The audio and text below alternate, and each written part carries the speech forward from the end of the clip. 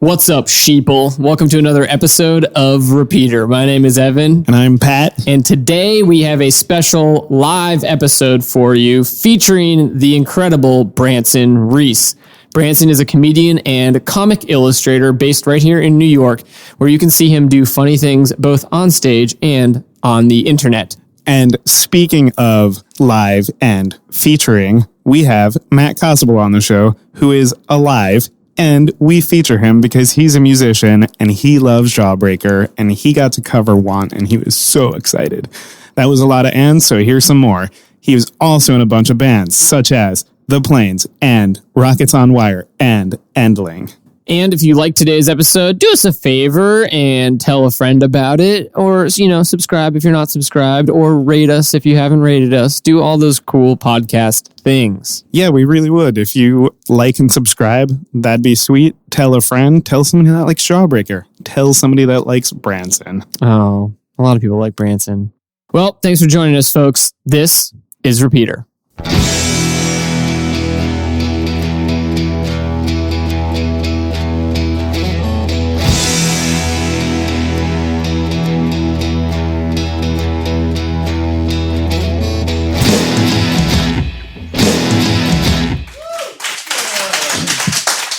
Thank you. Hello. Hello. Hey, everyone. Branson, how are you today? I'm great. I'm feeling good. I had like a subway mishap on the way here. That's right. What was happening? This, I'm going to preface this story. It could not be less interesting. Good. But we just skipped a few stops and then I panicked when I got off and got a cab and then I was early. Cool. Yeah. I warned you. As I said this was not a good story. Sort of the best kind of subway fiasco to happen. Yeah, one that in terms of you get there early. Yeah. Yeah, it ended up not being a problem. But otherwise, I'm good. I'm having it. How are you guys? Good? Great. Yeah. Good. Okay. Well. Where are you Wonderful. moving? Like 10 minutes that way. Okay. So not that far. Evan's freaking out. But for the listeners at home, Pat pointed southeast. Sure. Southwest. Southwest? Yeah. Staying in Astoria, which again, if you're a listener at home, this is a neighborhood of Queens. Yes. Yeah. Queens, New York, that is. It is the northwesternmost neighborhood of Queens, and it's a delightful place to live, and we're both going to continue living there. Cool. Yeah. Yeah, this audience is hot for Queens. We are. They don't like the subway story, but they love Queens. We are recording this at the lovely QED in Astoria, Queens. So we are very lucky to both live here and have our live shows be taped here, which is very cool. The venue. You said that like Queens has like a gun to your head. It is very good. I am safe in Queens. The curtain is hiding the gun. In fact, Pat, I think you're moving to Old Astoria. Yeah. Like the original neighborhood of Astoria. Yeah. Moving back in time. Yeah. Where there's nothing hip. Yeah. That's not true. There's some cool graffiti murals. Oh yeah, and there's a coffee shop. So it's very you'll cool. be fine. Yeah. Yeah, you'll be okay. Yeah, I have a place to go take my laptop and do work for 7 hours. Yeah, you're safe. Yeah. But great. Let's talk about a little bit of what we've been listening to lately. Okay. Pat, you want to start us off? Sure. So on Friday night, I got on a train from Penn Station and went down to Asbury Park, and it was a very big deal for me because I got to see Streetlight Manifesto play Keysby Nights. Oh. Yeah. It's about the For anyone unfamiliar with what Pat just said. Here's what you need to know. It was the 20th anniversary of a third wave ska punk album. I think that says it all. I can't express how excited I was. I legitimately thought I might cry. And it was great. It was so much fun. I'm sure. And I think it was such a big deal because the first show I was supposed to go to was Catch 22. And it was a little bit after Keysby Nights came out. And my friend's dad bailed on driving us up to Poughkeepsie that night. So he was like, no, I'll take you out the next night. And so my first ever real rock show was Snapcase and Finch, which what it was a very forgettable show. Yeah. Very forgettable. Yeah, history forgot that. They had one album that was great. And then the next one came out and everybody went, ugh. I've been reinvesting in Finch lately, which is a weird thing to say, but I stand by that one album. Yeah, buy low, sell high. Yeah. But yeah, no, anyway, I got to go out to Asbury Park to see this album get performed, and it was wonderful, and it made me very happy. But probably, so the specific song that I was the most excited to hear, they played a song off the Keysby Nights demo called I'm Better Than You. And it was great. It was just like a great kind of angsty teenage punk song being played by a guy that's in his early 40s. So it's very relatable. That's nice. Yeah, that sounds great. A song that I've been listening to a lot recently and last month, but because it was a little more apropos, is Sometimes It Snows in April by Prince. Oh, yeah. It's so good. And I think it's a song... It's a song that like someone had to point out to me, like within his like catalog of 1 million songs. Cause I think it's the last track on the album that it's on, which I can't remember which album that is, but, kind of sneaks up on you. Cause maybe you're sort of like, you've been in the groove for a while with the album and then he hits you with this ballad sort of at the end. And it's such a good song. It's so incredible. It kind of became, I think, the unofficial anthem of his death, like, cause he died in April. Yeah. And it also snowed in April this year, which was cool. Kind of timed up well, but that song is so good. And I was recently listening to it again, specifically because this artist whose name I'm going to mispronounce and butcher, and I feel stupid about it, but her name's Michelle Nenjegocello, I think. She is a very prolific like jazz bassist and very well known in that world. And she's pretty new to me, but she just did a covers album called Ventriloquism. And she covers that song and it's crazy good. It's great. It's I just complained because it snowed in April and I complained online about it. Like, as if that would change anything. But and then like 100 people all sent me that song in a row. And I was like, at first I was annoyed and I was like, well, I'll show you, I'll listen to it. And like, it was great. That was in a good mood. Also, you all cave. Yeah. Ooh, I'll listen to this. This is a nice one. Okay. Yeah. It's a beautiful, beautiful song. And her cover of it as well is excellent. It's a great album of covers, which I feel like does not happen that often. Yeah. What is I'm trying to think of another like great covers album. I don't know. I mean, 14-year-old me would have said Garage Inc. by Metallica, but I would have been wrong. Don't they do like the, like Where Eagles Dare on that? Maybe. I think they do. I might be wishing usually, that they did. Like most covers albums, I think that I have liked over my course of my life are probably done by various artists. Rarely by one artist doing covers. Although the one that came to mind from high school was that Newfound Glory would do covers albums, and I was a big pop punk fan. Mm-hmm. And they cover pop songs, and so it worked pretty well. Yeah, I would say. Yeah. No harm, no foul. Yeah, no harm, no foul. There's also a really good Mountain Goats cover album that came out this year. Oh yeah. They got a bunch of artists to cover All Hail West Texas and got like Andrew Bird and a Babio Sound Machine, which is like this cool, like African electro group. Cool. Yeah. So it was like taking these like folky songs and like really reconfiguring. Oh, is that part of the podcast? Yeah. Oh yeah. It's very cool. Yeah. Branson? Oh yeah. I've been listening to when I was listening to the new, it's not new, it's like a few months old, the new Turnstile album on the way here. That I liked. It got like ripped apart by Pitchfork, but they whatever. Yeah. I hate them. It doesn't matter. I don't care. But the other one this is truly, I don't think you should have guilty pleasures, but like this one, I can't believe I'm saying like on record. My friend Mitra got me into this show on Netflix called Lost and Found Music Studio. Are you guys familiar? No. Of course you're not. It's these Canadian teenagers, and it's we would need like 3 podcasts to like cover this show. Let's do it. It's a terrible show, but it's like really compelling. And I watched 2 seasons of it like in a night, and I found it all on Spotify. And like all these kids like play instruments and write music I don't think they write the music, but anyway, I listened to the album and it's like sick, but something about it, like I can't stop listening to it. Yeah. That's a good compulsion to have. Yeah. Cool. I'm not hurting anyone. What's the name of the show again? Pardon? What's the name of the show again? It's called I think it's called Lost and Found Music Studio. If you go to Netflix and search Lost and Found, it'll message you and be like, are you sure? And then you say yes and you can watch it. Cool. Cool. Great rec. Yeah. And what do you want to talk about tonight? For the song that the song is Want by Jawbreaker. Great. Let's listen to a brief clip of it. Cool.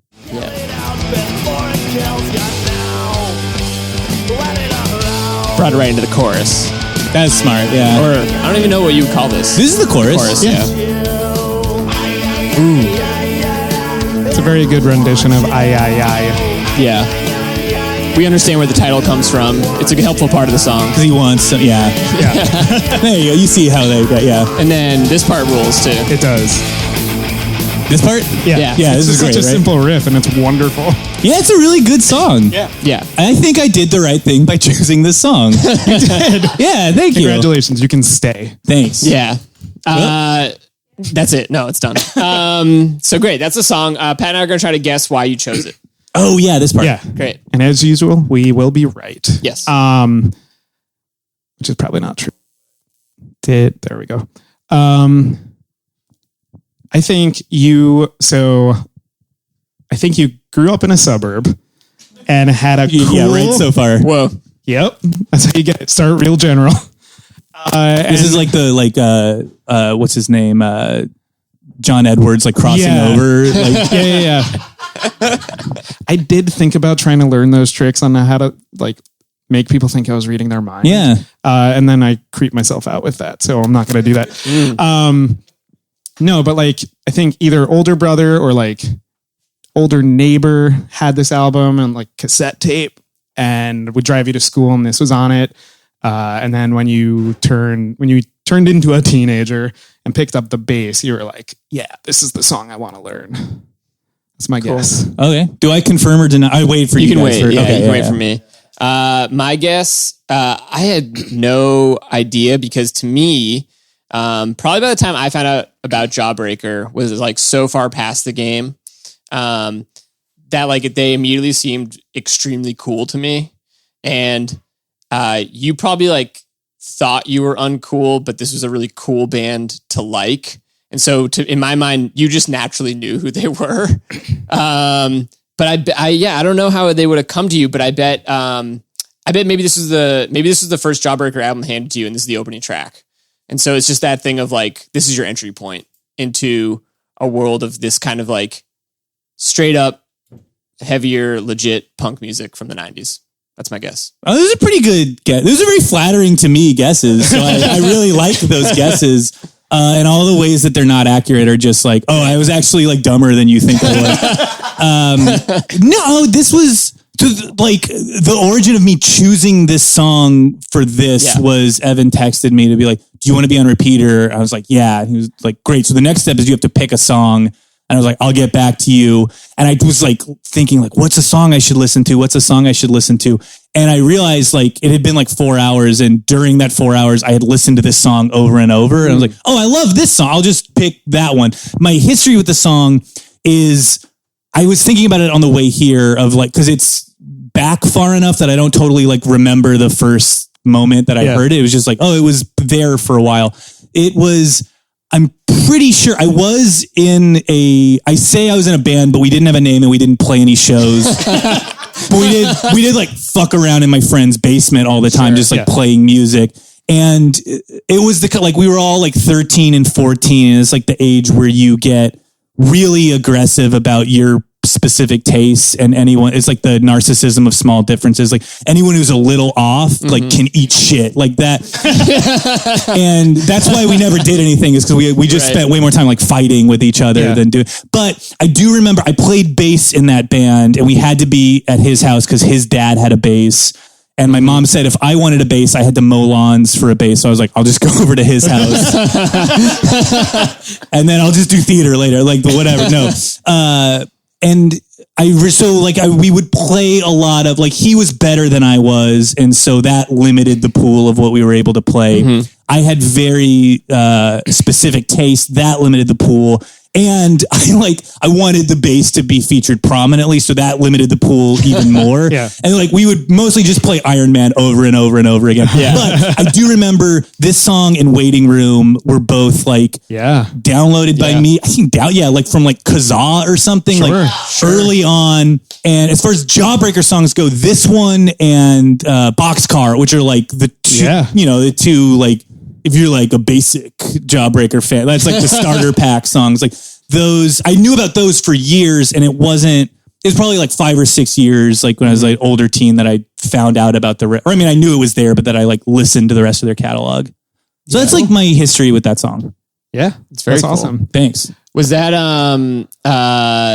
is that like at the time, was that a genre in general that you were very into, or is that maybe something that did come later once you sort of got more of a view of, like that band as a whole or other bands? Oh, punk is Oh yeah, I was explicitly only into that, and everyone else was fake. This is like not a flattering story to me, but I was very extremely into punk, and we at that point we moved around a lot, but at that point in like late middle school, early high school, we lived outside of DC, and so I was like, gotta find some DC. And Jawbreaker is not a DC band, but there's like Fugazi and like that. That like scene of bands I like became very into, and even more than I was into like talking about how into them I was. But I was like, that's where I was for a while. And then like later in high school, I got into like, just, like indie music that was this was like around like 2005, 2006. Like that was very present. Yeah, for sure. At that point, I was very into it. And then I do remember the moment. Would have been 2008 because I had just moved to New York. I don't remember the band, but I was listening to some like indie rock song and thinking, this is so boring. And like I was like, I have to sit down. This is I can't fathom how bored I am listening to this. And then like from that point, I was like, I'm going to jump back into what I liked when I was younger. And then no music progress from that point on in my life. I've just stayed stagnant. Yeah. But I would, kind of like the way you've spoken about it, and I think this is something that comes up on the show from time to time, is that idea of looking back at ourselves when we were so kind of like narrow about what we loved and what we were obsessed with. Now how like processing that as an adult and looking back, it's sort of I don't know, what's your association maybe with that kind of music fan that you were? And what's your association with the genre now? I think it's been like 15 years since the math checks out. I'm 30. It's been 15 years since I was 15. So I don't know. I think I've got like enough distance from it that it's like not really embarrassing anymore. And it can more like, oh yeah, I was an extremely like opinionated and aggressive like fan of a very like specific subset of punk music. Yeah. And I like defined myself by like what I wouldn't allow into that, or what I like wouldn't publicly allow into that. And I, for years I was like embarrassed by that, but now it's like, whatever, I was enthusiastic about something. Like I've met teenagers since then. It's so hard to get them excited about things. Like good for me for being excited about something. I don't know. I've gone from shame to like, I guess I'm not mad at myself to like, oh, I'm a little proud of myself. Mm-hmm. Yeah, because like also you were in high school, and like high school music fans are shitty people sometimes. Because like, I had like friends that were very much like, oh, you can't like that. Like that's the Long Island emo. No, don't do that. You can't listen to that. Yeah, like, that's like just a bad way to be a fan of something, is to just gatekeep like that.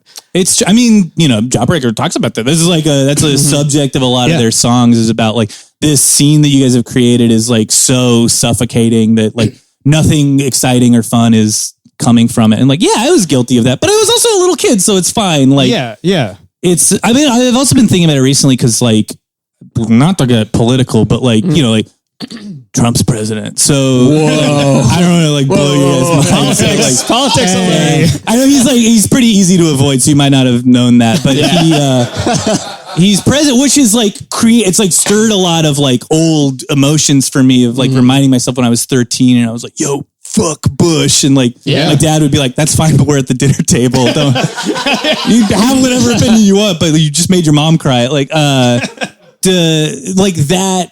But like those feelings though have like or it's just like, they had like laid dormant for a while, and like reinvestigating those is like, oh, when you do that, when you poke those like old emotions, it's like, oh, a weird side effect is like all the music from that age is now exciting to me again. Sort of, you just reminded me that I think it was Side One Dummy used to do these comps that were rock against Bush. Oh yeah. And there was like Take Action compilations that were being put out in those years. And it's like, it does feel, maybe it's the like glossiness of having maybe like left college and gone to be an adult for a while and had Obama and all this stuff. So maybe some of that stuff was happening, but it does feel like we've all been kind of like sleeping on it for a little while. And now that vigor is kind of back politically, that music seems to matter a little bit more. Yeah. I mean, I think it probably just all goes in waves, and like, this is the wave we're on right now. Yeah.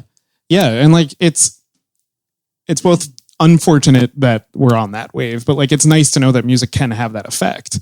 Cause like, 2 years ago at Fest, we saw Propaganda and like famously known for too much talking between songs, but like heavily political. And it was great and like got me back into Propaganda, who I hadn't listened to since college. But then Donald Glover's This Is America today. I don't know if you saw that Last video. night. I did. Yeah. But somebody's trying to clap through us talking. Clap for it. Yeah. Bring it up. Very It's good good. song. I Very see you've good been on video. the internet too. But yeah, the video is that video is brutal. It's not fucking around. Like 4 people texted me the video right in a row as if like a tragedy had just occurred. I'm like, no, it's a good video though. It's a good video. And yeah, it just says a lot in 4 minutes. And it's nice to know that music can do that. Yeah, for sure. I mean, I don't want to be one of those guys that's like, oh man, when the Republicans are in charge, that's when the best music happens, because that's terrible. That's a repulsive opinion to have. But like, I do think there is something. It's like, it's nice to care. It's nice to have that like that language of music like reflect that I care a lot about something that's happening. Yeah, for sure. And I'm sure we're only like due for more of it, but it is, this is such a, I'm trying to think of, this was a term borrowed from, I used to work for a financial services company years ago. And, we used to talk about like short-term profits basically. So in 2008, when we hit the shit, so to speak, that company did really well, but they were very like, aware that what we were doing was we were profiting off of like an overall very negative point in our economy's history. And that 2 years down the road, we might not exist because things are bad, and it reminds me of that. It's like, yeah, we might get some cool art out of this. But the important thing is that we make it through this period, Yeah, I'll lose like 100 albums if we like, don't go to war. Like that's the night. Like, guys could just never listen to whatever albums we're losing there. Yeah. Yeah, totally. But so when you picked up the bass, that's an instrument. You got to play that bass, man. Freshwater. Anyway, I'm a professional. But like, what got you into playing music? Because like, if it does that much for you just to like listen to it, like what made you pick up the guitar for the first time? I just like seemed cool. I wish I had like a more sophisticated answer, but it's just like, it seemed cool. Mm-hmm. Yeah. So I did it. But did you go for the bass first, or? I wanted to play, I had a guitar first and I was like playing guitar, and then it was just a matter. I think a lot of people have this where like, oh, that was taken in the group of friends that I had. So like bass wasn't taken. And this also, I think it was like, I'm tall, and that like, I do think that like factored in a little bit. They were like, oh, you like visually strike me as a bassist. And so I just picked up, and like there was a bass there. So I picked that up. There wasn't a lot of thought put into it, other than it also like, it very quickly became, no, this is not like a dig on bassists, because like I was wrong to do this, but I was like, oh, I'm much worse at music than everyone else that I'm like hanging out with and doing this with. So I'll do this has less strings, so that mathematically that's less combinations of things for me to have to do. Turns out it's really hard to, it's very hard to like competently play. I was thinking of this song specifically of like, I do remember looking up the bass tab for this. And the other one is, Carousel by Blink-182. Oh yeah. That's the first thing I ever learned on bass for sure. I learned that at the exclusion of like 6 months of homework. Yeah. And I bet I could either of these. I bet I could play them, or also Waiting Room. Like those are three that I like could. That's there. Like, I really, it's a wide range of variety. Yeah. But I think I'd probably still play those, and that was it. Yeah. I the last time I was ever in a band, which was back in college, I ended up being the bassist specifically because I owned a bass. Yeah, that'll do basically it. the same thing. Like somebody was, a friend was like, "Hey, Evan, don't you have a bass?" And I said, "Yeah." And they're like, "Can we borrow it for a show?" One of us, the two guitarists, one of us will play bass for this show. And I was like, "Oh, cool." Yeah. And then they're like, "Wait, can you play it?" And I was like, "I own it. Yeah, like I could play bass." And so that's how I ended up in that band. What an origin story. I was like, I replaced a guitarist not playing guitar for one show. Nice. I had a friend who was in a band in high school who he played the bass and he could not play the bass and would just plug it in and hit one note or just punch at the strings over like a Sid Vicious and he literally was just in the band because those were all of his friends and it made more sense for him to be in it than not be in it. Yeah. And they just tuned him down low just so he could participate. Good friends. It's extremely, that's what good friends. When boomers yell at millennials for participation trophy stuff, that's my friend's version of it. That might be what I have in mind. The band I was in college was a ska band. Surprise, surprise. That had maybe 12 members. Which wave? I guess third and a half. Third and a half. College wave. College wave ska band. And the bass player was our best member. Oh, he was incredible. He was like a jazz bassist. And the rest of us were just like, sure, we'll just follow. You do you. And I don't think he ever played the same thing. Basically, we had the covers we were doing or the songs we were doing. And he would just do his thing. Oh, that sounds bad to me. That sounds like he wasn't participating in the songs. No, he was. Oh, he just was great. Riffing. Yeah. That's very good. What did you play in the ska band? I played the rhythm guitar. So I was the one doing just upstroke over and over. Yeah. I was very good at it. It's a key part of a ska band. You got it. Hello. Oh He's in there. Again, I'm a pro. You're a pro. Mike Pro. Yeah, I mean, arguably one of the more recognizable features of a ska band is the upstroke. Yes. So, good job. And the 10-piece horn section. That's also a big part of it. A huge part of it. Pork pie hats. I think that's part of it. Yeah, that's another element. Somebody in bright green pants. Yeah. It's the Deadpool of music. Yep. That's mean. I don't mean to take a shot at Scott. I'm sorry. It's okay. It's okay. It was fun. Yeah, nobody cares. Okay, it's fine. You heard how they responded when I said I not went going to to cry. street It's light. fine. Scott will survive. Yeah, it'll be back. You said earlier, so you moved around a bit as a child? Yeah. Is that what you're saying? Yeah, I moved around all over. Okay. Just people ask me, where are you from? And I'm like, the South. But yeah, you've actually been a guest on the show before, but very briefly. We had you on a Valentine's Day episode. So we got to hear a little bit about that. But so around this time, this was the DC metro area, you're saying? Yeah.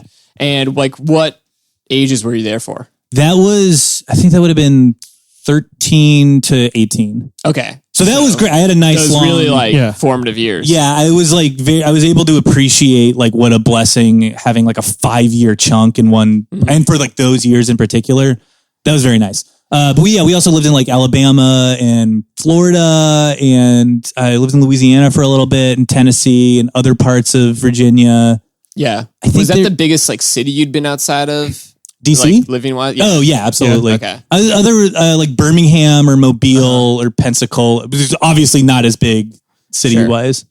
But it is, it sounds like you were aware of it, right? But it's DC does have that history, musically. Yeah. It's not like I was participating in that history. No. That had all been over for 15 years by the time I was finding out about it.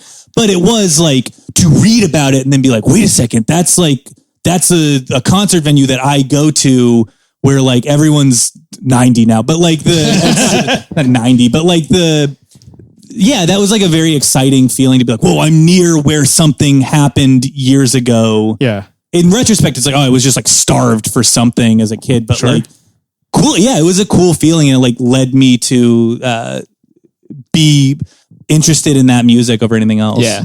And you are someone who I feel like you dive deep into the interests that you have, right? Yeah, that's true. We were talking before the show, right, about 33 and a third books. And it's just, what about it for you? Because I think we all have our own little levels of geekery or nerdism about the things that we love.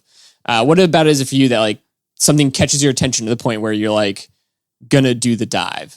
I thought about this. I think it's the only example I can think of right now with like a deep dive, because I almost brought a Kiss song on, but we would have needed like 4 like hardcore history episode length like podcasts for that one. But like for that one, it was just like, oh, something's wrong here. Like something in the texture of this like doesn't sit right with me. So I need to figure out what's going. I need to like learn the language of it so I can so I can comprehend it. Or like there was like you remember there's like a few years ago I got like obsessed with like the Myers-Briggs personality test, because like it's fake and it seems fake and it's like definitely designed just to like sell a test to companies, but like that I was like, I have to learn exactly what's wrong with this, and then like just like I'll spend a year or two just like thinking really deeply about that. The way you described it almost makes me feel like you're like a white blood cell. Like you recognize the foreign thing and like what's off a little bit, and you like have to go investigate it and potentially eliminate it if it deserves it. My main job. I think you don't eliminate things. I think you seem to grow to appreciate them more almost. Or so I'm like a bad white blood cell. Like I'll get you sick, but you do hate like Myers-Briggs, right? I do think it's bad, and I can talk about why it's bad. But that's the thing is like, I think about that test more because I talked to you about how bad it is. Oh yeah. Yes. Nicole had to like, she didn't make it up, but like I had to sort of come up with a rule for like, okay, we can't bring this up at party. We get like at one time at a party, I can be like trotted out to do my little trick where like I can nail everyone and then explain why it's all like, I'm just like cold reading and it's all fake. And like, but then we can't talk about it anymore because I do the same thing with astrology. Okay. Yeah. I feel like we got to do one of those two things right now. Yeah, let's do it. Astrology? Which one would you rather do, Myers-Briggs or astrology? I mean, if we have to do it. Yeah. Okay. I'll do astrology. I have less beef with astrology. Okay, I'll do Myers-Briggs. Great. ENFP. You are? Yeah. I disagree. Okay. I think you're ENFJ. Ooh, that's what I was in college. So here's I changed. I changed. You can't change, but it's also fake. You're stuck. That's what I don't like about it. You're stuck with it forever. It's because the reason you can't change is because God, I'm doing it now. But we're getting it. It's because people think the J and the P. I don't even know where to start with this. The J and the P mean like the J means like judge, the P means perceive, and they think it's like. Those are just like those letters don't actually mean anything. What it actually means is like it's like a series of functions. And again, this is fake. I don't know why I'm doing this. Can I tell you why I agreed with the change? Okay, let's hear it. Because I think when I was in college, I felt judgier about things. So I was taking things in like being like critical and then distancing myself. And later I felt like I was critical but cool with things. Sure. And that's why I thought the change was now how full of shit. That's why the acronym said like doesn't work. Okay, I'll talk. Okay, I gotta like get up to talk about it. So the thing about it is that it is we've established that I don't believe it's real, so I'm like off the hook for talking about this. But the way it actually works is you have functions, and the functions are extroverted or introverted, and everybody thinks, everybody feels, everybody intuits, and everybody senses, and it's just a matter of what you do in what order and what direction you do. If you do it extroverted or introvertedly. Okay. So that's the reason you can't switch, is because everybody has their own function stack, and in that function stack, it can like things can manifest in different ways. But like, for example, you're like, I'm less judgy now. Like that actually has nothing to do with the function stack. Okay. And the acronym only exists to simplify the function stack, because it's like very difficult to say like, oh, I'm extroverted intuiting, introverted thinking, extroverted feeling, introverted sensing. Like that's like, that's mine, which is fake. But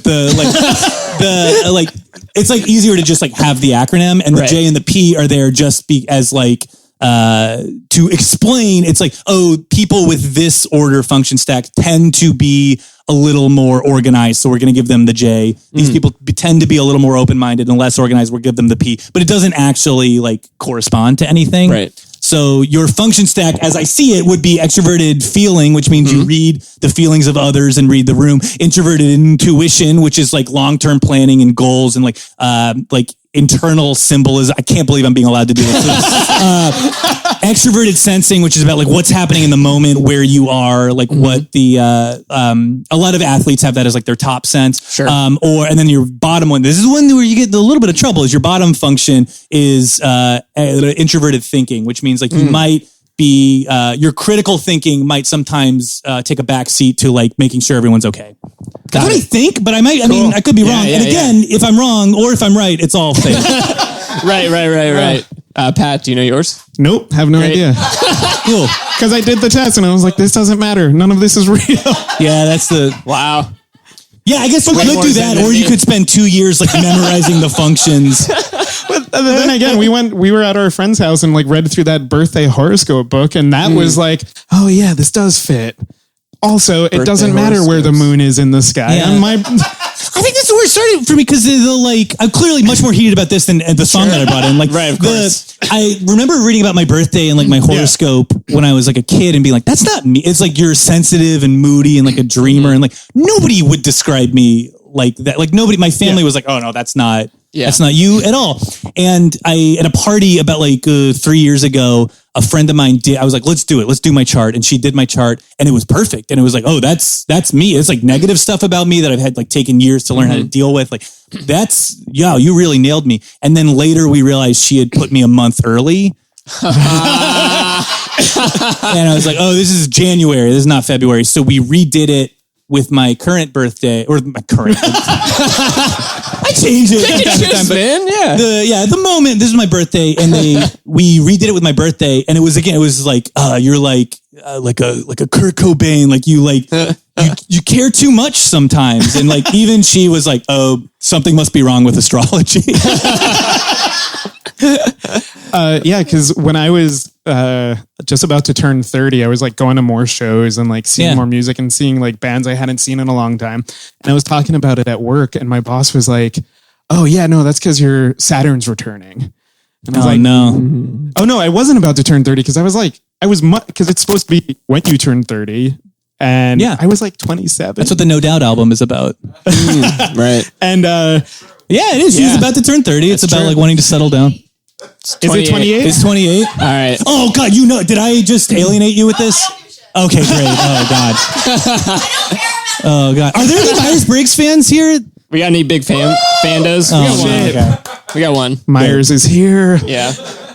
Yeah. But yeah, no, she was just like, yeah, no, your Saturn's returning because you're getting into pop punk again. I was like, is that what that is? That seems like just like a very like planet, like cosmic planetary way to be like, oh, you're afraid of getting older. You're like thinking about things from when you were a kid. Like everyone does that. Right. I don't think a planet and it's not just like Saturn's coming back and going, hey, remember Less Than Jake? Yeah. Yeah. Check out my rings in Less Than Jake. It's a lot of like fancy or ethereal ways of just, I think, describing things that happen to most people. Yeah. Right. Yeah. I mean, I think it's fine. If people believe in it, it's fine. Like it has no bearing on my life. That's fine if they do. But like, right. But I spent 2 years like angrily learning about it. It has no bearing on your life unless someone engages you about it at a social gathering. But even then, I like if they're like, this is you, and I'm like, leave me alone, and they do, we're fine. But if they press it, then it's like, okay, well, I've got 2 years of. That's like it's very prepared of you to be that way. Yeah. Well, maybe I'm a J after all. Maybe you are. Who knows? Branson, thanks so much for talking to us. Yeah, thanks for having me. It's been so wonderful. Thanks for educating us on that. I know. I'm sorry that I derailed it. Guys, give it up for Branson Reese. Thank you. If you want to get your dirty little ears on Matt's cover of Want by Jawbreaker, you can check out repeater.show right now. Cool. So you probably just went and did that and really loved the song. Or maybe you're saving it for later, which we also totally get. So for now, let's head back to QED and get a couple of live songs from Matt. Like I said, I'm not in a band right now. I'm sort of between things, but this is sort of an all-cover set in that I don't have any songs under my own name, right? But I've been in some bands, and I'm going to play some of their songs tonight, too. Let you go after that. Last band I played guitar in was called Rockets on Wire. It was one I was in right after college, and I think both of the fans of that band are actually in the crowd tonight. I also wasn't the main singer of that band, so this is more of a cover than the other.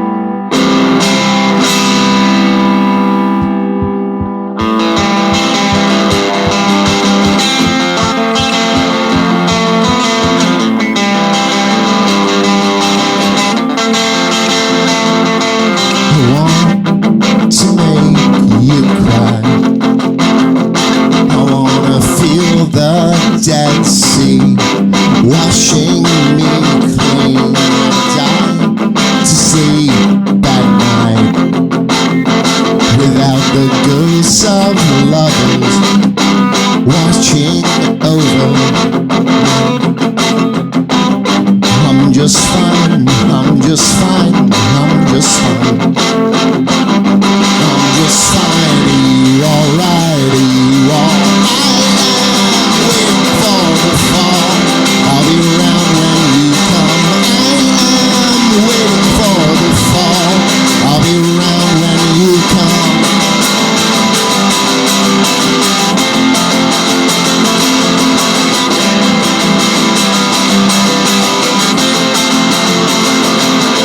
Light to me, yeah, you smiled sweetly through crooked teeth, and you will stand by everything, and you will go down swearing until they bury me. You're just fine, you're just fine, you're just fine. You're just fine, am I alright, am I all? I am waiting for the fall, I'll be around when you come. I am waiting for the fall, I'll be around when you come. I am waiting for the fall, I'll be around when you come. I am waiting for the fall, I'll be around when you come.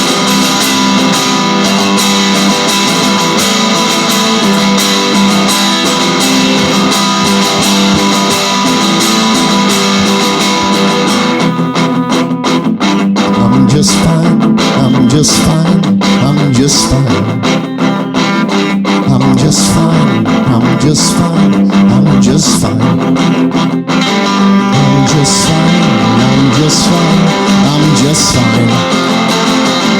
I'm just fine, are you alright, are you all? I am waiting for the fall, I'll be around when you come. I am waiting for the fall, I'll be around when you come. I am waiting for the fall, I'll be around when you come. I am waiting for the fall, I'll be around.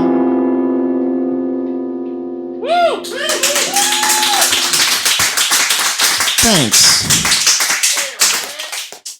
What was that? Oh, great. I agree. So this last one, I don't think has been played in any format live for 10 years. Whoa. I believe it was last played in an auditorium at Iona College. At a Battle of the Bands where we all left early because we knew that we lost, and then we went to Buffalo Wild Wings. And I'll tell you, when you're 22, Buffalo Wild Wings is pretty all right. Anyway, let's do it.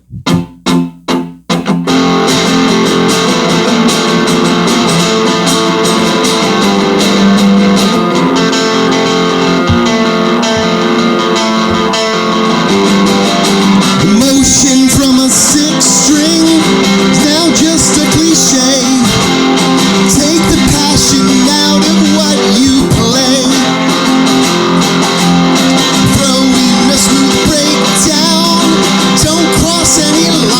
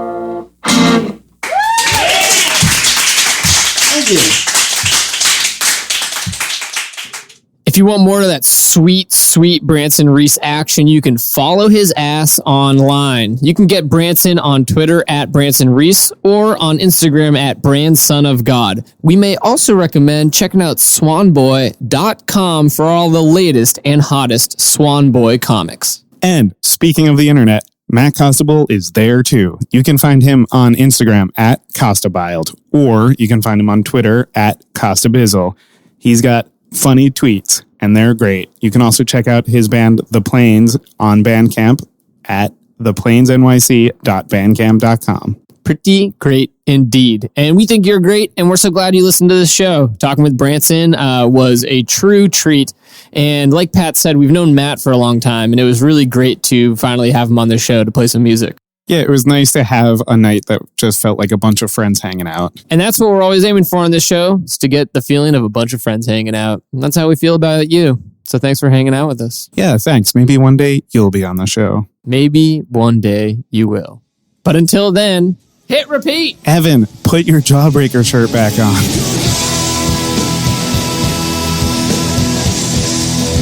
Repeater is hosted by Evan Ford Barden and Patrick Cartelli at QED in Astoria, Queens, a place to show and tell. Find out more at QEDAstoria.com. Our show is supported in part by Hi-Fi Records and Cafe in Astoria. Visit them from wherever you are at hi-fi-records.com. Editing by Stephen Garvey. Theme music by the Sun Lions. Everything else by Love Nest Productions. Welcome to Repeater.